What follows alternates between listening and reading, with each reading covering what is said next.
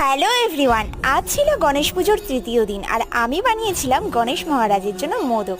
চলো আজকে সেই রেসিপিটাই তোমাদের সঙ্গে শেয়ার করব। আমি একটু চিনি আর একটু দুধ আগে থেকে গুলিয়ে রেখেছিলাম, পরে বলছি কারণটা।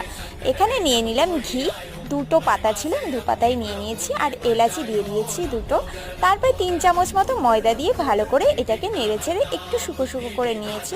তারপরে এর মধ্যে ওই চিনি মেশানো দুধটা দিয়ে দিয়েছি। চিনিটা যেহেতু আমার কাছে মিক্সিং জার নিরামিষের ছিল না, তাই জন্য আমি চিনিটা আগে থেকে দুধে গুলিয়ে রেখেছি, যাতে চিনিটা পরে একেবারে ময়দার সঙ্গে সুন্দরভাবে মিশে যায়। তারপরে আমি দিয়ে দিয়েছি নারকেল পাউডার।